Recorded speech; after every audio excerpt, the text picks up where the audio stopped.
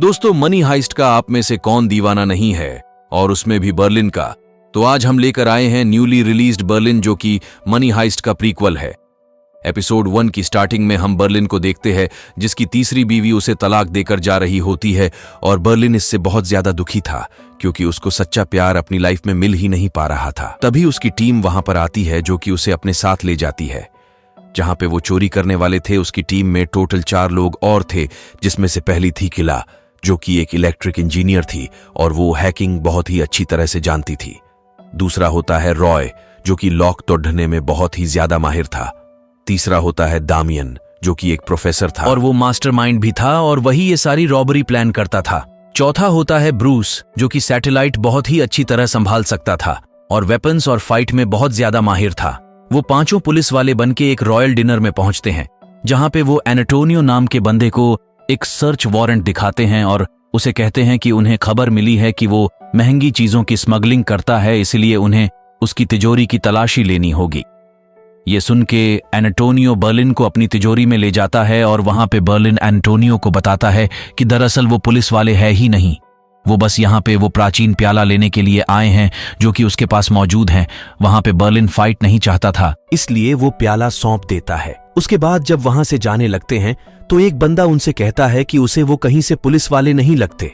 तभी बर्लिन उस बंदे को बाहर लेकर जाता है और उसे घुटनों पे ले आता है और उसे कहता है ये वो सबके सामने हीरो बनने की कोशिश ना करे, वरना वो एक गोली में उसका सर उड़ा देगा। उससे ये भी कहता है कि वो जानता है कि वो अपनी गर्लफ्रेंड के सामने हीरो बनने के लिए ये सब कर रहा है, लेकिन वो ये बात याद रखें कि प्यार जैसी कोई चीज इस दुनिया में नहीं होती। अगले दिन वो होटल में रुकते हैं जहां पे वो अपनी प्लानिंग करने वाले थे।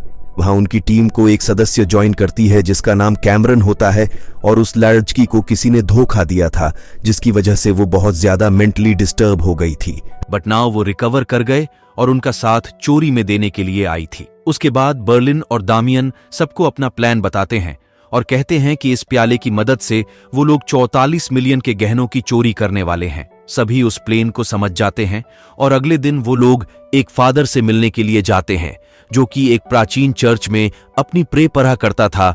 उसे बताता है कि वो एक प्रोफेसर है और ये सारे उसके स्टूडेंट्स हैं और उनके रिसर्च के दौरान उन्हें पता चला है कि उसके चर्च के नीचे ढेर सारा खजाना है, इसलिए वो लोग वहां पे खुदाई करना चाहते हैं और देखना चाहते हैं कि वहां पे सच में खजाना है या नहीं। इससे फादर बहुत खुश हो जाता है और सच में वहां पे खजाना मिलता है तो चर्च को उससे बहुत ज्यादा फायदा था। वो उन्हें बेसमेंट में ले जाता है और उन्हें खुदाई करने की इजाजत दे देता है।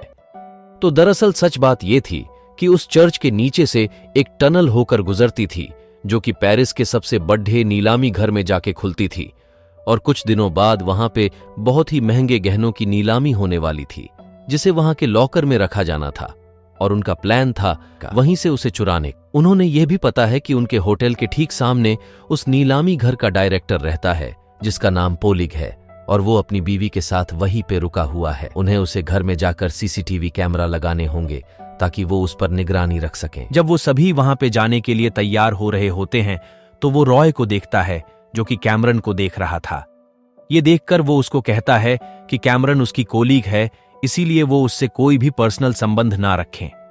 ये सुन के रॉय उससे कहता है कि वो चिंता ना करे, वो ऐसा हरगिज नहीं करेगा।